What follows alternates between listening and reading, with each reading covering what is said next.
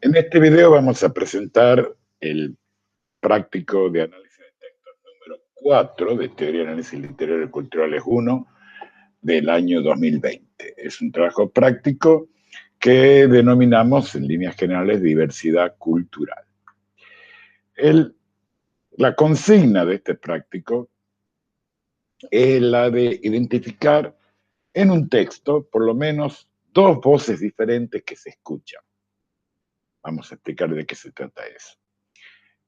Discursos que son la expresión de un colectivo social y que se expresan en el texto. La idea es identificar los signos mediante los cuales se ponen de manifiesto esos discursos. ¿Qué quiere decir? Supongamos que vemos esta remera. Alguien la tiene puesta, la vemos. ¿Qué quiere decir esa remera? Bueno, identificamos allí, por supuesto, una imagen que aparece en otras partes y a través de la cual interpretamos una posición probablemente feminista, una mujer que muestra en contra de la imagen clásica del patriarcado, se muestra en una posición de fuerza, ¿no es cierto?, y de poder y de decisión, ¿no es cierto?, con disposición a la lucha por defender sus derechos. Esa es una identidad, entonces, un colectivo feminista, un colectivo de lucha, que se expresa a través de este signo. Vemos esta otra remera. En ella, con ese clásico logo del Rolling Stones y el propio nombre de la banda, podemos reconocer también la expresión de, bueno, los aficionados a esta banda y probablemente también por el papel histórico que ha tenido esa banda, aficionados en general a la tradición del rock. Es decir, nosotros sabemos que hay muchos signos que expresan y en determinados contextos históricos a distintos colectivos humanos. Es decir, en este caso alguien podría pensar que son icónicos, pero supongamos que nosotros viéramos esta remera. Así en principio, si uno no conoce nada, podría pensar que es, bueno, una muy colorida y remera con un diseño a cuadros, pero para quienes tienen cierto conocimiento histórico, reconocen allí la Wiphala, es la bandera que era originalmente era la bandera del Imperio Incaico, de las 4 regiones que cubría el Imperio Incaico, el Tahuantinsuyo, y que hoy en día ha sido enarbolada como símbolo propio por las culturas originarias, sobre todo las culturas andinas, pero también se interpreta que en algunas otras culturas originarias el valor de representación de las culturas, de sus propias identidades, actualmente emergentes y en lucha por sus derechos también. De la misma manera semejante, esta también podría parecer una remera muy colorida, pero también quienes conocen saben que es la distribución de los colores propia de la bandera originalmente del movimiento gay y hoy en día interpretada como expresiva de todos los movimientos de las identidades emergentes, de descendentes contra el patriarcado y la cisexualidad de este dominante. Entre dos casos, como ustedes pueden ver, no nos basta con ver o interpretar lo que icónicamente representan los dibujos, sino que tenemos que conocer la convención establecida, tenemos que saber que en determinado contexto histórico estos colores, esta distribución de colores, esta distribución de formas, se ha terminado por convertir en expresión de cierto grupo que además tiene ciertas características. En estos dos casos sabemos que son características reivindicatorias de su propia identidad, de su propio derecho, pero que lo que queremos resaltar es que en diversos casos, para que uno interprete lo que quiere decir un signo, uno tiene que conocer el contexto histórico en que ese signo se ha fijado. Ahora bien, en un texto, incluso aparentemente muy sencillo, puede expresarse más de un colectivo, pueden aparecer las voces de más de un colectivo. Tomemos, por ejemplo, esta otra. Yo no sé coser, yo no sé bordar, pero sé abrir la puerta para ir a luchar. En principio podríamos decir, por el contexto, ¿no es cierto?, que es muy parecida a la primera remera que hemos visto, es decir, más parecido en el sentido que expresa al mismo colectivo feminista de mujeres dispuestas a la lucha por sus derechos. Sin embargo, al mismo tiempo, creo que todas y todos reconoceremos, ¿no es cierto?, que está haciendo referencia, que se está escuchando también la voz de una vieja canción infantil, El arroz con leche, que dice, me quiero casar con una señorita de San Nicolás que sepa coser, que sepa bordar, que sepa abrir la puerta para ir a jugar. Es decir, una canción infantil que, por supuesto, dentro de esa inocencia, reproduce la perspectiva de los roles que se le atribuyen a la mujer, cuáles son los papeles propios de la mujer.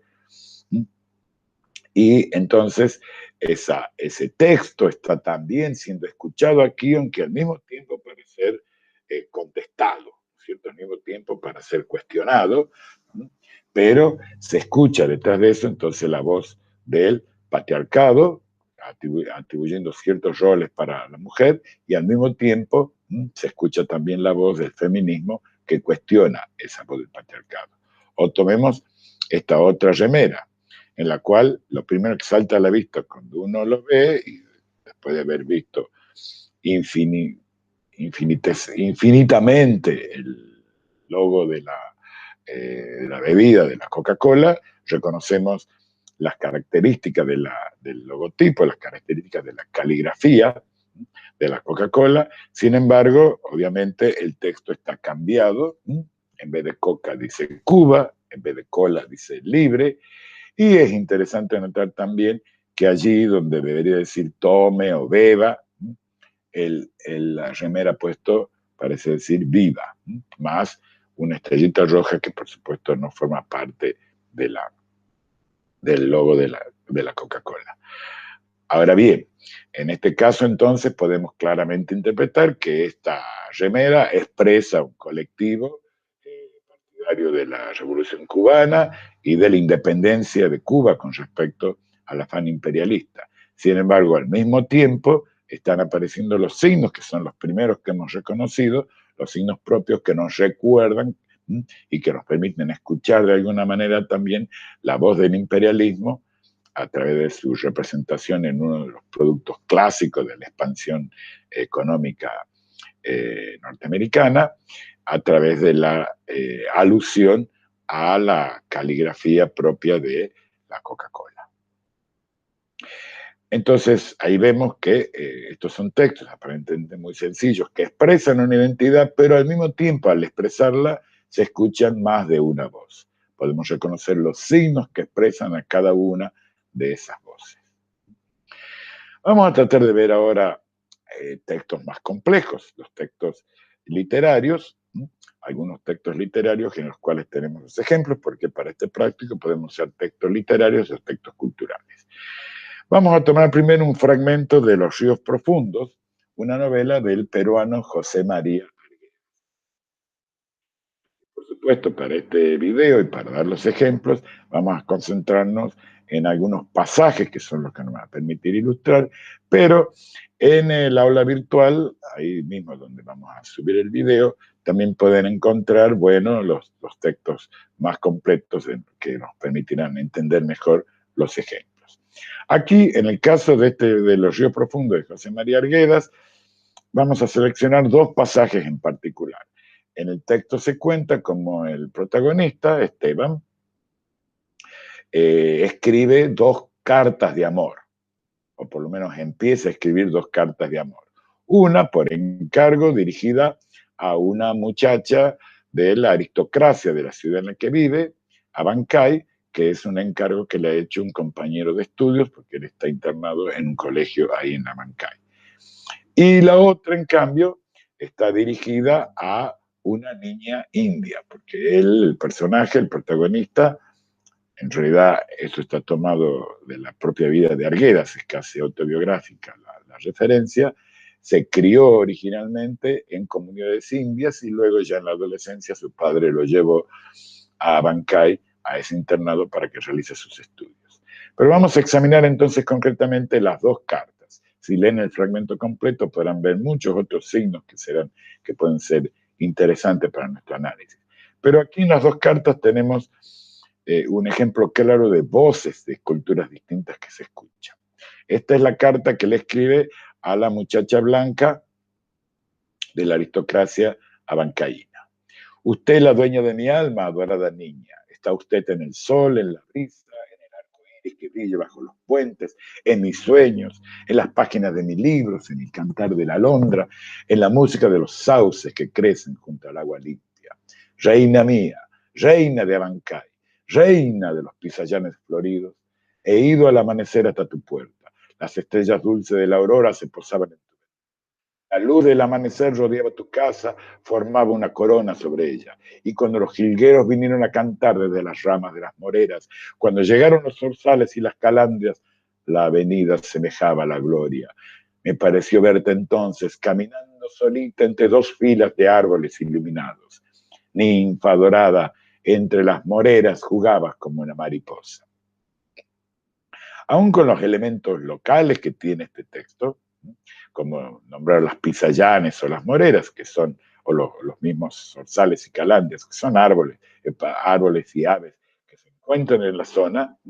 Sin embargo, el contexto general lo podemos ligar con la retórica clásica del amor cortés, que fue una retórica del amor tradicional en la poesía occidental europea, probablemente desde el siglo XI o siglo XII, y que se ha mantenido aún hasta nuestros días, aun cuando, por supuesto, hay muchas otras variantes de la poesía de amor que han surgido en Occidente, sobre todo a partir del romanticismo. En esta retórica del amor cortés, el poeta se dedica a exaltar la belleza de la amada, se rinde a sus virtudes, y fíjense ustedes que eso está resaltado con imágenes aristocráticas, reina mía, reina de Abancay, con imágenes mitológicas como la ninfa, de llamarla ninfa a la amada. En cambio, veamos la otra carta.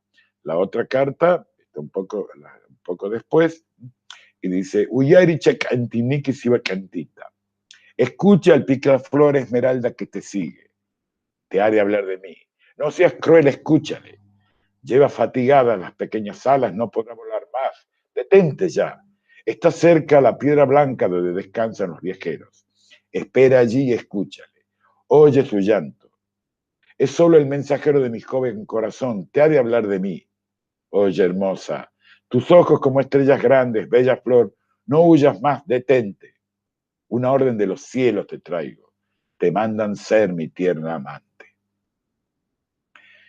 En este caso, varias señales la diferencian de la anterior. Para empezar, se supone que toda la carta o poema está escrito en quechua y por eso la primera frase está primero en quechua, luego traducida al español y lo demás sigue en español, porque bueno, Arguedas sabe que sus lectores son fundamentalmente lectores de español. De hecho, y más en la época en que esta novela se escribió, el quechua no se escribía y los indios, como el propio personaje lo dice en ese momento, los indios que hablaban el quechua en realidad no sabían escribir en su gran y enorme mayoría, de manera que la poesía escrita en quechua tenía poca posibilidad de difusión. Pero también se pueden notar las diferencias en las imágenes. Hay un recuerdo de lo que es la poesía popular andina, la poesía popular quechua, el reclamo de amor, un poco jugueteando, otro poco esperanzado, ¿no es cierto?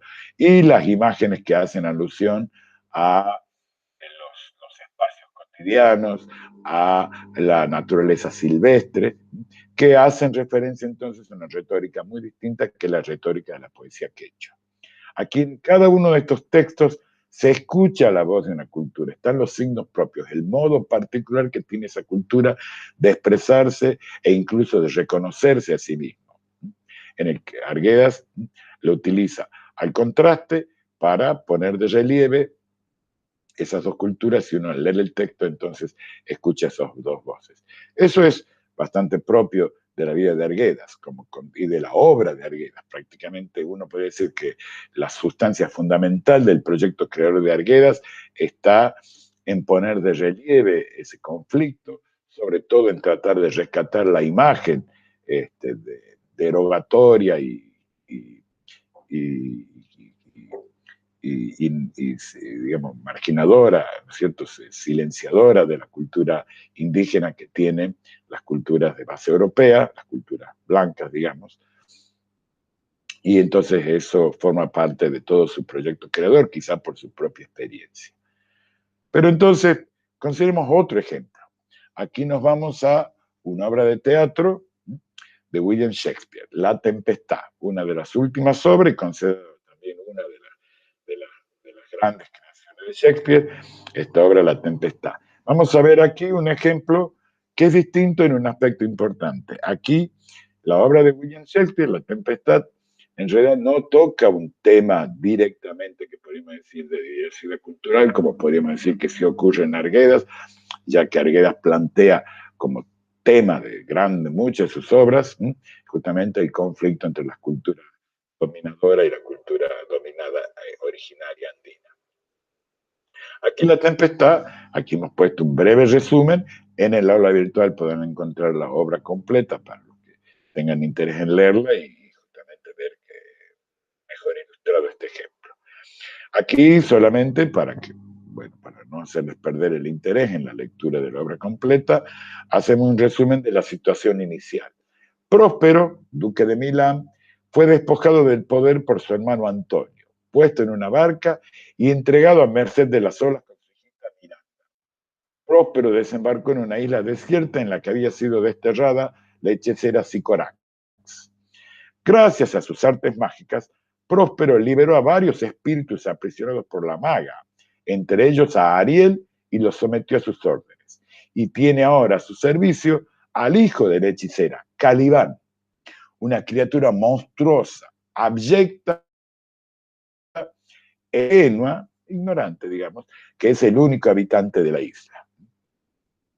Bueno, la historia continúa, pero podemos sintetizar, para que después leanla, que es una historia fantástica, podríamos decir incluso maravillosa, para usar los términos más precisos, que tiene romances, tiene intrigas, podríamos decir intrigas palaciegas, tiene escenas bufonescas, es decir, todos tipos de elementos que tienen que ver con los atractivos que incluía Shakespeare para su público popular, pero lo que nos interesa decir es que el tema de la obra no tiene ninguna referencia explícita y muy difícilmente puede decirse implícita a los debates entre colonialismo y anticolonialismo.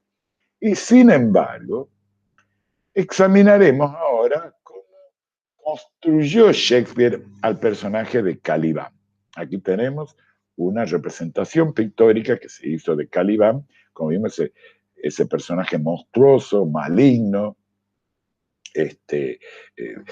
sencillamente, digamos, el cual no se le reconoce ninguna virtud moral, incluso intenta violar a Miranda, es castigado y está permanentemente tratando de no digamos, su propia voluntad, satisfacer sus propios apetitos, y es solamente el miedo, los castigos que con sus poderes mágicos le hace próspero, la que lo hace actuar y servirlo, digamos, y obedecer sus órdenes. Pero veamos cómo construye Shakespeare a este personaje Calibán. ¿De dónde toma el nombre? Ese nombre extraño, Calibán. ¿De dónde lo toma Shakespeare? Bueno, en realidad, lo que han mostrado los estudiosos es que el nombre de Calibán lo toma Shakespeare de caníbal. Es un anagrama de la palabra caníbal, que a su vez, la palabra caníbal se origina en la palabra Caribe. Caribe era el nombre que tenían las culturas originarias que habitaban la primera isla a la que llegó Cristóbal Colón. Hoy el nombre quedó, por supuesto, como nombre para todo el mar que rodea esa zona, porque estos habitantes originales con los que se metió Colón fueron finalmente aniquilados, en parte por la violencia de la conquista y en parte también por las enfermedades que llegaron con los españoles, para las cuales ellos no estaban inmunizados.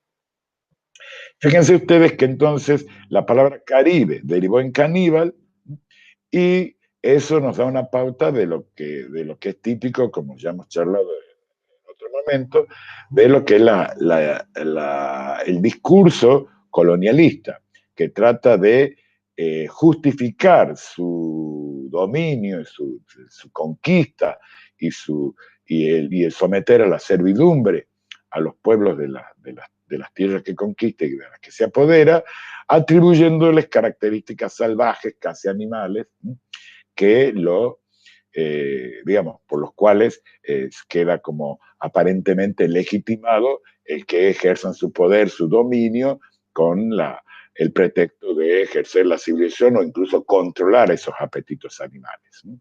Entonces, la palabra caníbal, de la cual surge Calibán, es una expresión de esa ideología colonialista, ¿sí? Entonces Shakespeare, para elegir el nombre de su personaje monstruoso y maligno y despertar en su público las connotaciones que ese personaje tiene sin que el nombre sea abiertamente explícito, aprovecha las connotaciones negativas que están impuestas por el colonialismo sobre los personajes, sobre las culturas originarias, los habitantes originarios de las tierras conquistadas. Aprovecha eso, esa connotación negativa, y entonces el público cuando escucha el nombre, en una época en la que esa es la connotación que se generalizó en la sociedad, cuando escucha el nombre lo asocia adecuadamente con las características del personaje, sin que el nombre sea explícitamente denotativo, denostativo. Eso por un lado, entonces vemos que Shakespeare al usar eso utiliza esa connotación, y aunque su interés no es obviamente el de reproducir la ideología colonialista, sin embargo, al insistir en aprovechar esa connotación, la está reproduciendo, aunque ese no sea, por supuesto, el tema central de la obra, ni la intención central de la obra. Por otro lado, veamos otra característica. ¿Cómo enriquece Shakespeare a su personaje? ¿Qué palabras pone en su boca? Esto viene a colación porque entre los atractivos que tiene la obra de Shakespeare, por las cuales sigue hasta el día de hoy fascinando, uno muy importante es la riqueza con la que él construye sus personajes.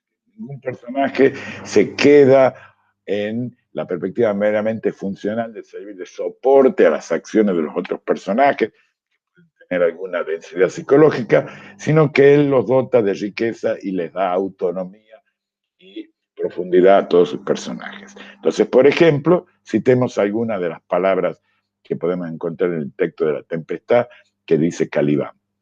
Dice esto: esta isla es mía por mi madre Sícorax, y tú me la quitaste. Cuando viniste me acariciabas y me hacías mucho caso, me dabas agua con bayas, me enseñabas a nombrar la lumbrera mayor y la menor que arden de día y de noche. Entonces te quería y te mostraba las riquezas de la isla, las fuentes, los pozos salados, lo yermo y lo fértil. Maldito yo por hacerlo. O esta otra: yo soy todos los súbditos que tiene, yo que fui mi propio rey. Fíjense que en medio de todos otros discursos y otros elementos en los que sí, por supuesto, Shakespeare pone de manifiesto la instintividad del personaje, lo maligno, su falta de valores morales, todo aquello que hace a las características propias del personaje. En medio de todo eso, el personaje en parlamentos como este expresa lo que es más bien propio de las voces anticolonialistas. Esta isla es mía y tú me la quitaste. Me sedujiste para aprovecharte y hacer que yo te hiciera conocer todo lo que has dominado. Y yo, que fui mi propio rey, ahora soy tu súbdito. Son términos, palabras que aparecen, hay otros más, no nos quedamos ahí. Fíjense entonces, estos análisis, tanto este como el del origen de la palabra Calimán, pueden encontrarlo muy detallado en un análisis que hizo el estudioso cubano Roberto Fernández Retamar, y que lo encontrarán en una colección que se llama Todo Calibán, una serie de ensayos que a lo largo de su vida escribió Fernández Retamar sobre este personaje que él considera representativo de América, por distintos aspectos, y por eso vale la pena leerlo también al ensayo. Algunos fragmentos del ensayo también lo encontrarán en el aula virtual. Pero Lo que a nosotros nos interesa entonces es que la obra no toque el tema del colonialismo, sino Shakespeare con fines estéticos, es decir, para producir la construcción adecuada del personaje de Caliban, aprovecha el discurso colonialista, cuyas connotaciones están en el nombre del personaje, y el discurso anticolonialista para dotar al personaje de profundidad y riqueza. Entonces, son discursos reconocibles por el público de su época, y aquí tenemos justamente lo que señalábamos al principio. Para entender los signos no basta con lo que nosotros hoy nos puede representar, sino para entender lo que significa un signo, uno tiene que situarse en la época, en el público, en el autor o la autora y la comunidad para la que está escribiendo, porque es allí donde los signos tienen un determinado sentido, que no existe en otra parte que en las subjetividades que hacen esas asociaciones. Entonces Shakespeare aprovecha esos sentidos que tenían esos discursos en ese momento para hacer su construcción estética, aunque en realidad no da la impresión que le interesara introducirse en los debates sobre el colonialismo y el anticolonialismo, o por lo menos en esta obra, en este texto en particular, eso no aparece. Pasemos a otro texto que, por supuesto, nos va a permitir ilustrar otro tipo de ejemplo. Este es un poema de la argentina Alfonsina Storni, Tú me quieres blanca, quizás lo conozcan. Nosotros, lamentablemente, digamos, por razones prácticas, por supuesto, vamos a seleccionar aquí algunos fragmentos, ¿sí? Aquí tenemos entonces a la izquierda estos primeros. Tú me quieres alba, me quieres de espumas, me quieres de nácar. Que sea azucena, sobre todas casta, de perfume tenue, corola cerrada. Algunas estrofas más abajo dice, tú que el esqueleto conservas intacto, no sé todavía por cuáles milagros, me pretendes blanca, Dios te lo perdone. Me pretendes casta, Dios te lo perdone. Me pretendes alba. Fíjense que en este texto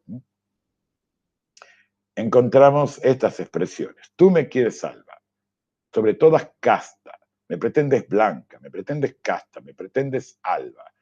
Eso nos hace referencia a unas típicas y claras pretensiones que el patriarcado impone sobre la mujer. La mujer debe ser pura. Aquí mismo está destacado que eso se exige de la mujer, pero no del hombre. Tú que el esqueleto conservas intacto, no sé todavía por cuáles milagros, dice.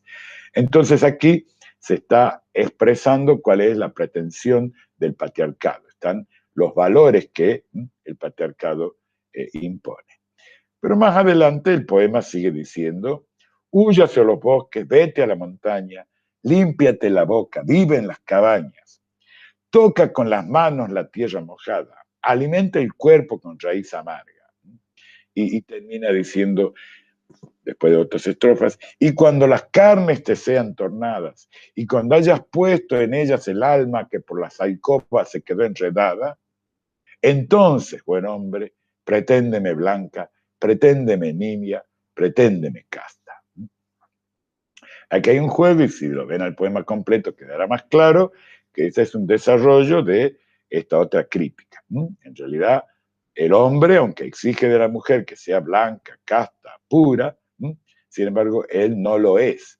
De manera que entonces en esta última parte se le reclama que si él pretende eso, para que sea justa la pretensión, él debería limpiarse y purificarse de toda su lujuria. Bien.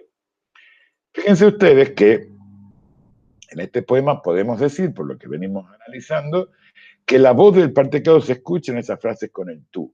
Tú me quieres blanca, tú me pretendes casta, me pretendes blanca, me pretendes alba. Pero fíjense que la segunda parte, cuando hablamos de que la exigencia de la purificación no es la voz del feminismo, podemos decir, no es la reivindicación clásica del feminismo. El feminismo reclama iguales derechos a la mujer que al hombre, pero no particularmente que el hombre también sea puro. Lo que hay más bien es una crítica irónica sobre esa pretensión de pureza, cuando el hombre mismo no es capaz de sostenerla. Sin embargo, el poema completo en su estructura es un cuestionador, a través justamente de esa crítica irónica, es un cuestionador de esa pretensión del patriarcado. Entonces podemos decir que aunque no hay una expresión directa de qué es lo que el feminismo dice, o podemos decir, no hay un signo específico que exprese lo que el feminismo dice, la estructura completa, el cuestionamiento al patriarcado de todo el poema, sí podemos entender que es un signo que expresa la posición básica y definidora de lo que sería la voz feminista. Hasta ahora, en los tres ejemplos que hemos visto, ustedes quizás reconocerán que hemos revisitado ciertas líneas de aproximación a los estudios literarios y culturales que hemos alcanzado a ver en los apuntes sobre diversidad que vimos en la primera parte del curso. Hemos visto el problema del colonialismo y el anticolonialismo, el problema de las culturas dominadoras versus las culturas originarias, y el problema de el feminismo versus el patriarcado. Vamos a tomar ahora otro ejemplo más, pero lo que nos interesa señalar en este ejemplo, que es el poema Letanía de Nuestro Señor Quijote de Rubén Darío, es que vamos a ver que no es necesario, para que uno pueda decir que escucha varias voces, que el texto tenga posiciones antagónicas. Es decir, las voces que escuchamos no tienen por qué ser voces antagónicas, como hemos visto en los tres ejemplos anteriores. Tomemos este. También otra vez, lamentablemente, otra vez el texto lo pueden encontrar completos en el aula virtual. Vamos a ver algunos fragmentos. Rey de los hidalgos, señor de los tristes, que de fuerza alientas y de ensueños vistes, coronado de áureo yelmo de ilusión, que nadie ha podido vencer todavía, por la darga al brazo toda fantasía y la lanza en ristre toda corazón. Abajo hemos seleccionado. Caballero errante de los caballeros, varón de varones, príncipe de fieros, por entre los pares maestros, salud. Salud, porque juzgo que hoy muy poca tienes entre los aplausos, entre los desdenes, y entre las coronas y los parabienes y las tonterías de la multitud. Más adelante, el poema explica por qué se llama letanía. Ruega por nosotros hambrientos de vida, con el alma tientas, con la fe perdida, llenos de congojas y faltos de sol. Más adelante. Ruega por nosotros que necesitamos las mágicas rosas, los sublimes ramos de laurel, pro nobis ora, gran Señor. Y otra estrofa más que hemos seleccionado. De tantas tristezas, de dolores tantos, de los superhombres de Nietzsche, de cantos áfonos, recetas que firma un doctor, de las epidemias, de horribles blasfemias, de las academias. Líbranos, Señor. Hemos elegido estos fragmentos, evidentemente, porque aquí podemos distinguir signos que expresan ciertos discursos de ciertos colectivos. Aquí, por ejemplo, ruega por nosotros, pro nobis ora, líbranos, Señor, nos remiten claramente al discurso, ¿cierto?, de las oraciones propias de la religión católica y en particular, diríamos, de religión mariana, ¿no es cierto?, las letanías a Nuestra Señora de la Virgen María, ¿sí? Esas son expresiones típicas que incluso se interpretan como mediadora entre nosotros, entre los fieles y Dios. Entonces, el ruega por nosotros, el líbranos, Señor, remiten a este discurso religioso. Y por otro lado, tenemos otros signos que también, otra vez, uno necesita conocer un poco para poder identificarlo, pero que nos remiten a otro tipo de discurso, que es el de la perspectiva de los poetas modernistas. Esa visión aristocrática, ¿no es cierto?, que cuestiona a la multitud, que se sienten elevados por encima de la multitud, que se sienten llamados a la gloria y al refinamiento, los laurel y las rosas, que es incluso característico de este grupo también, un rechazo al positivismo dominante, digamos, en la segunda mitad del siglo XIX, y de ahí también las recetas que firma el doctor, por ejemplo.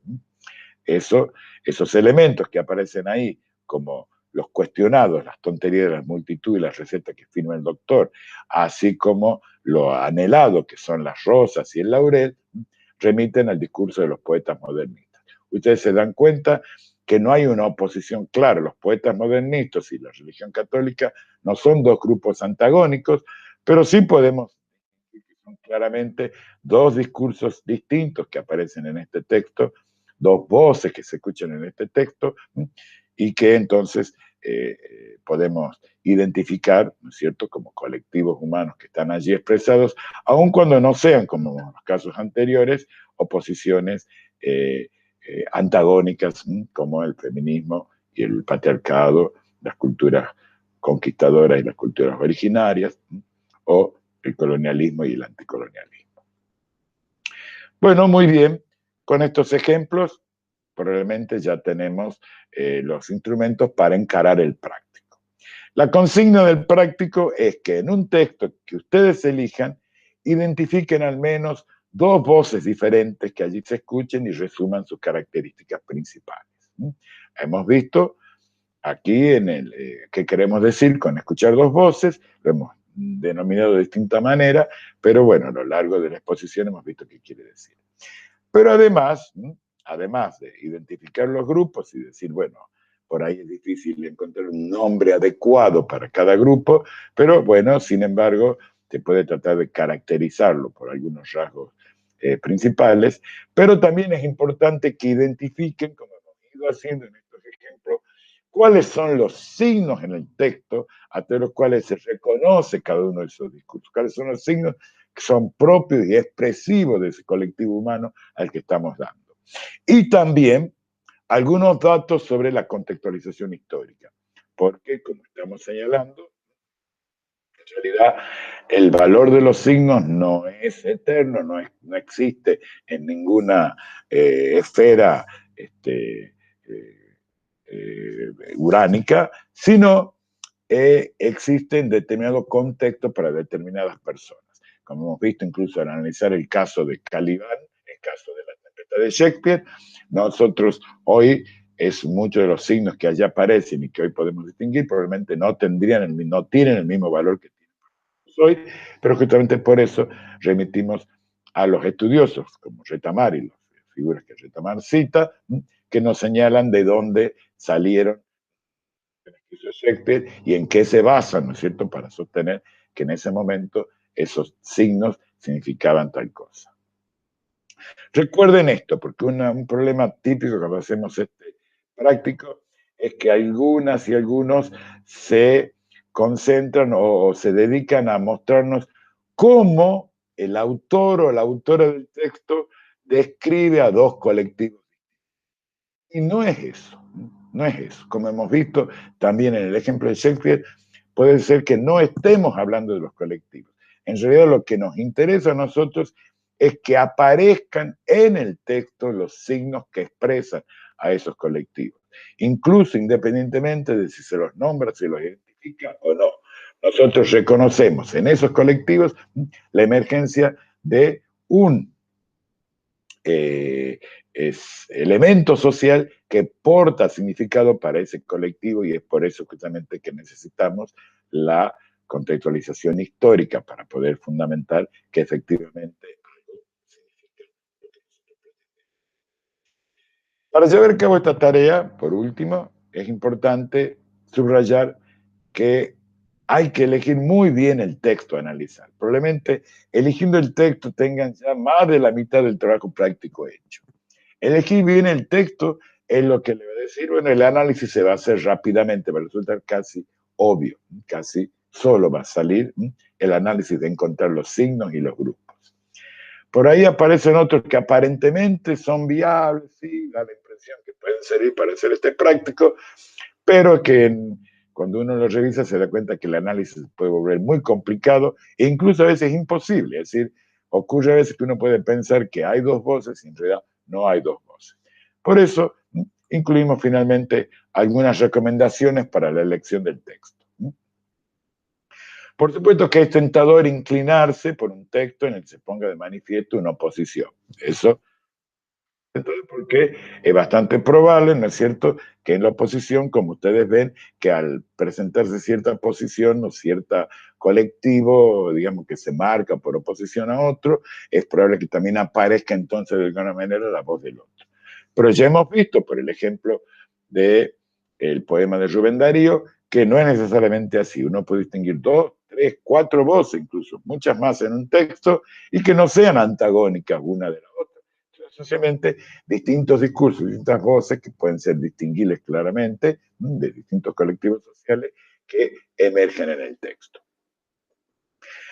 Otra cosa que hay que tener cuidado es que aunque el texto hable de una oposición, no quiere decir que esa oposición sea la de dos colectivos sociales. Si ustedes tienen un texto que discute, por ejemplo, dónde es conveniente poner un semáforo, que hay unos quienes discuten, hay que poner un semáforo en esta esquina y por tales y tales razones, y otros dan tales y tales otras razones por las cuales no es conveniente poner un semáforo allí. Uno puede decir, es una oposición, hay dos grupos, pero de ninguna manera, muy difícilmente podemos pensar que están representando a dos colectivos sociales previamente existentes que tienen sus propios signos, sus propios valores. Y algunas veces, muchas discusiones planteadas así, incluso en términos ideológicos, en términos políticos, en términos filosóficos, muchas veces también tienen un tono demasiado neutral, demasiado de presentación, que difícilmente uno pueda pensar que se está pretendiendo dejar que se escuche la voz de un grupo, sino a veces sencillamente una posición que desde afuera explica, ¿no es cierto?, qué es lo que piensa cada grupo, por ejemplo, qué es lo que piensa dentro de una discusión filosófica, qué es lo que piensa cada sector. Entonces, no basta con que haya una oposición. Si van a elegir un texto que marque una oposición, piensen por lo menos que esa oposición sea la que se refiere a la de dos colectivos sociales que están opuestos, como son, bueno, en los ejemplos que hemos visto anteriormente. Y cuando hay una oposición y la oposición es entre dos colectivos sociales, también muchas veces, muy a menudo, hay que tener cuidado con que se escuchen las dos voces. Muchas veces muchos textos presentan una posición, podríamos decir una posición abiertamente patriarcal, y en ningún momento aparece de alguna manera que emerja, ¿no es cierto?, algún rasgo que permita que se escuche un signo en el cual aparezca la voz feminista. Por el contrario, la mujer aparece siempre representada en los términos que el patriarcado la ve, o a la inversa. Puede haber un texto netamente feminista, en el que se pone claramente de relieve la voz feminista, y nosotros sabemos que le está contestando al patriarcado, pero la voz del patriarcado no aparece de ninguna manera explícita, ni siquiera, como habíamos visto en la remera originalmente, en la que aparezcan citados textualmente los versos de la canción Arroz con leche, ni siquiera de esa manera, sino entonces se escucha la voz únicamente, una sola voz. Y entonces, aunque haya una oposición, tenemos que ver que efectivamente en algún momento, por algún modo, aunque sea para inmediatamente criticarlo o dejar que el contexto entero la critique, como en el caso del poema de Alfonsina Storni, pero tienen que escucharse las dos voces y no solamente una. Muy bien, con estas recomendaciones y estas presentaciones esperemos que esté todo claro y puedan realizar su práctico. Quedamos a la espera de las consultas que quieran hacernos y también, por supuesto, ansiosamente esperando sus prácticas.